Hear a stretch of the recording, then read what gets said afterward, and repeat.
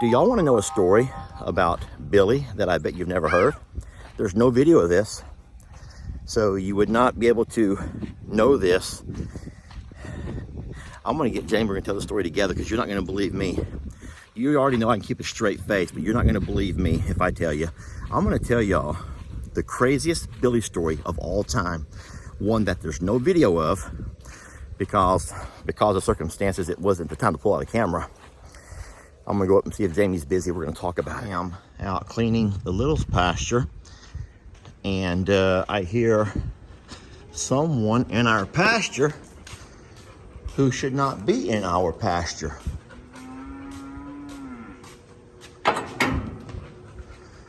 That's Moses. That's Moses, and I don't know what he's doing over here. Come on, Moses. Look. Come on. I don't know why Moses is over in our pasture with one of his heifers. What I'm going to do is call him over into, let me get some feed. I'm going to put him over here into Carl's old pasture. So it's midday. It's hot. And you can see all our babies are here in the barn. So I don't know what Moses would be out and about for. I don't know how he got out. My worry is if I try to call him with feed, all of these guys are going to come. And I cannot have all the horses and donkeys and Moses and heifer all in the same little small pasture. So I'm in quite the fix here. I will let my dad know that he has Moses out in my pasture. Dad's going to go crazy, but hey, there's one thing different about this time. Dad cannot blame Tex. Dad cannot blame Tex. Hey, you do know that if Tex was still here, you'd get your ass whipped, right? No offense, but you do know that if Tex was here, number one, you would never be over here. Number two, you would already be ass whooped and walking home in shame.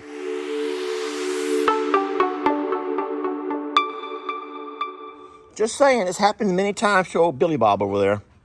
Now the problem is Moses and Billy are eyeballing each other. Moses and Billy have a little stare down going. I'm not real sure if that's why Moses is up here or not, but he's definitely got out of my dad's fencing somewhere and come up over into our pastures. Hey, this is funny. Guess what? This would be a PawPaw problem. This would be a PawPaw problem because instead of Tex getting out, which was a Lester problem, now we got a PawPaw problem. Oh boy. I can't wait to see how my dad's gonna spin this one. How's PawPaw gonna spin this one, huh? How's he gonna spin this one around? So Moo and Annabelle are over there. And she's too young to be in heat, so Moses would not have come over here for her. I am just curious how he got over. I'll just make sure that all the gates are still closed that go between here, because I would not have opened them. We wouldn't have any reason to.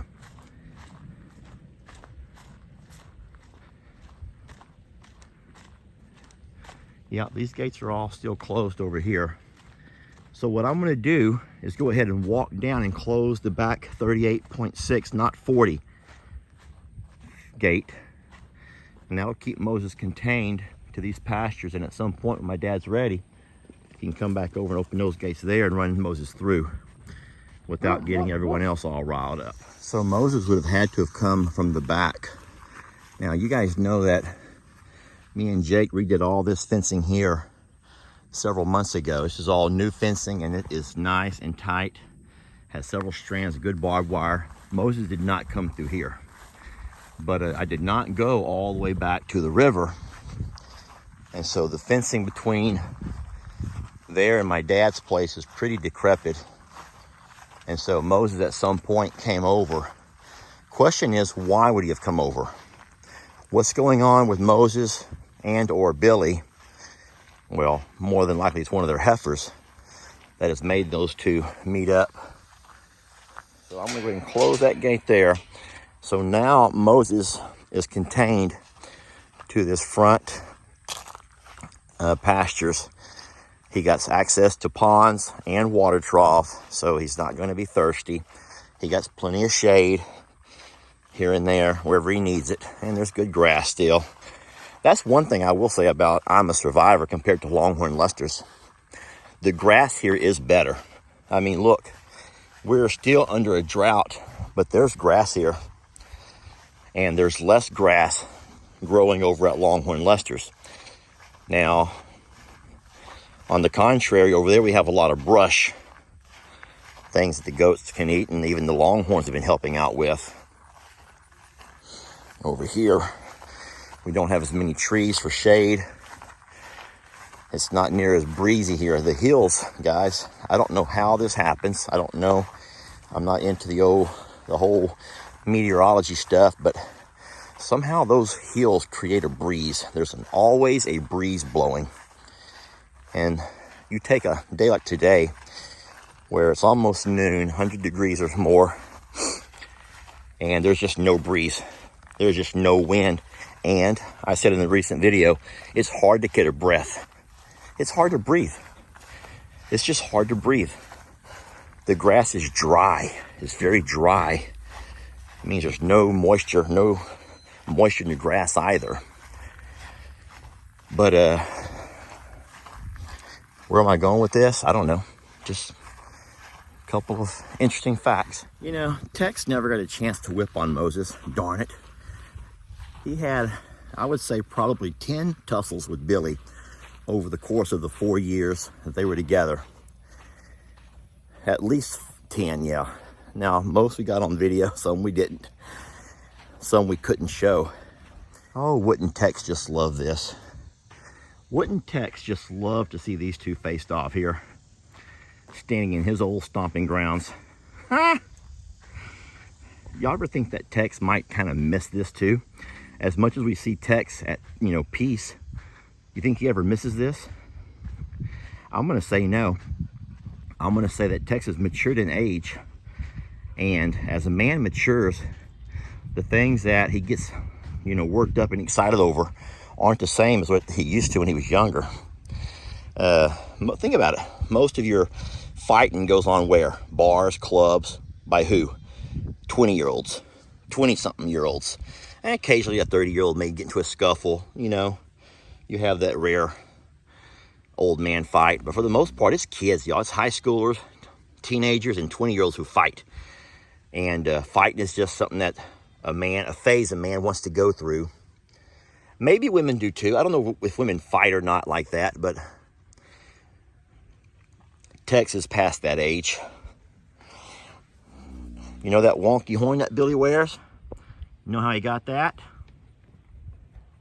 I can tell you. Sit right there. So Jamie's coming into this with no prior warning because people think that I'm lying. Let's talk about the time that we do not have on video when Billy almost died. And you were quite the hero here. But I talked about the number of times that Tex and Billy went at it. Yeah. And I have a lot of those on video. But there's one time that was not on video that no one is going to believe me, because if you don't have video, no one's going to believe you. But we had a horrible flood. It was Imelda. Tropical Storm Imelda.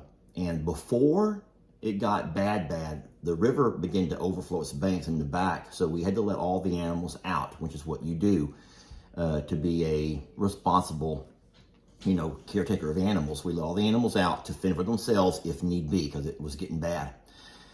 So what does Tex decide to do with his freedom? Not take his family to safety, not seek higher ground. No, he went out and he went to seek Billy, because my dad had also let his cows out. Out in the back, there's nowhere to go. So you have to open up the pasture and let them run to higher ground. So Tex goes to find Billy. You want to talk?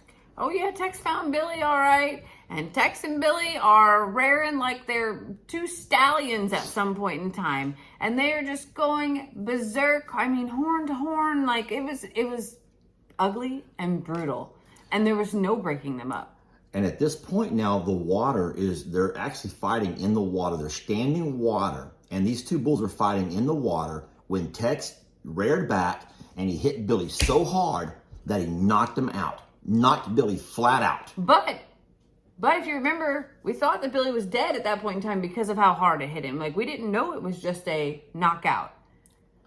I don't think you remember the most important part of that story and how you actually saved Billy's life.